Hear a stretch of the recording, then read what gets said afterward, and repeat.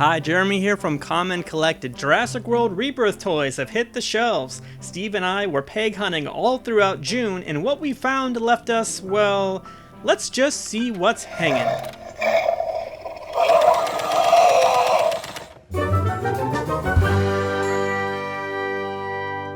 It was May 31st at Walmart that I saw my first Jurassic World Rebirth merchandise.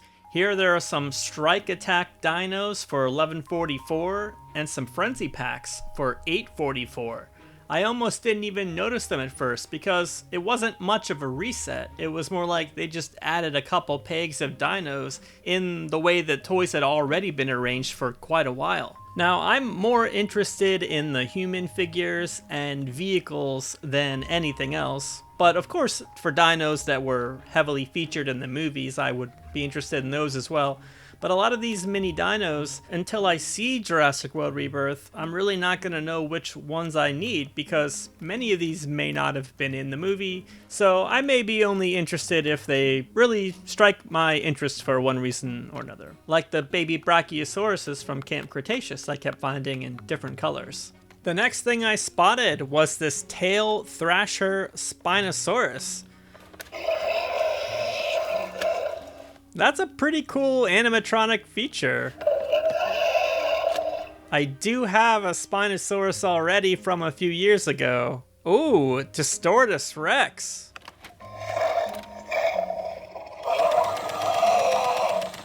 I haven't seen the movie yet, so I don't know how cool that dino's really gonna be. Ooh, Quetzalcoatlus. Now, I haven't bought one of these from Dominion, so at some point I think I'll need to add one to my collection. Next, I found these Dino Reveal Dilophosaurus. I'm sure they're not new, but I don't think I've seen these before, so I thought they were interesting.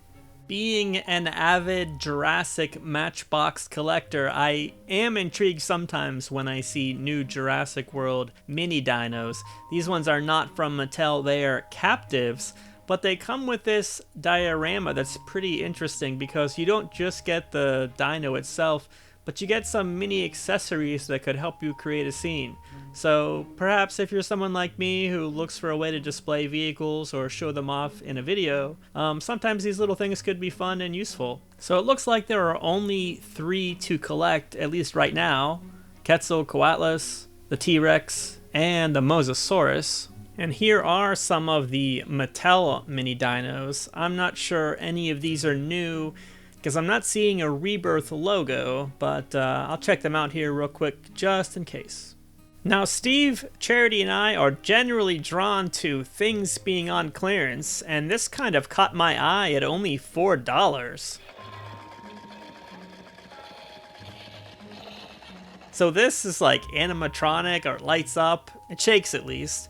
But you get a T-Rex that looks very detailed, probably larger, and it's on clearance for $4 instead of the new diorama, which is $7.47. To me, that seemed like something actually worth taking home. And I don't have to worry about it being street dated. A couple days later at Target, Steve found some Jurassic World Rebirth merchandise for the first time. And he even found some that I didn't see at Walmart. Of course, he did find some of the Frenzy Pack and Strike Attack dinos that I found. Steve found the Eo Triceratops, which is called a Gigantic Thrashers. Kind of funny here that its jaw doesn't move, but I would consider it more of a medium-sized dino, like this Utah Raptor. At least the Utah Raptor makes some noise and has a jaw that works too. Oh, this one's pretty cool. A Maiasaura. Cool. I like the movement and the noise. And he also found that Spinosaurus. I'm sure no one turned their head and looked at us while we were at Target alone doing this. Here's the new Super Colossal T-Rex. I'm gonna guess that it's the same as the ones we've seen before, just a new paint job this time around. It looks like Mattel's getting into the micro, Polly Pocket, Mighty Max kind of world of things with these clamshell dinos. They don't particularly interest me. I feel like, you know, because I've seen the Microverse ones from the 90s and we made a video about some of those, that these just don't quite have the same like appeal for me, but maybe we'll just leave these ones for the kids and rather than, you know, like the adult collectibles.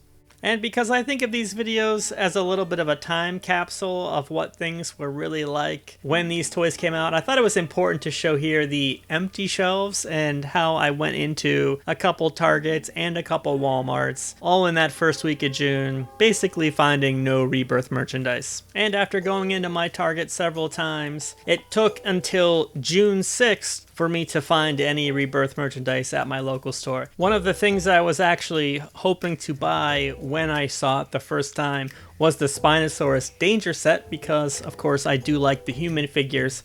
And I kept seeing it on the app, like it should have been in stock at my local store. So I went ahead finally and bought one.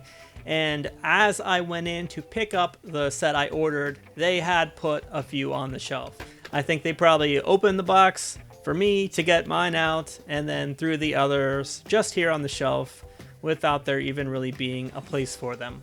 So here it is, the Spinosaurus Danger Set with 2 new human figures for my collection, Zora Bennett and Dr. Henry Loomis. And of course, what human pack would be complete without a utility tool?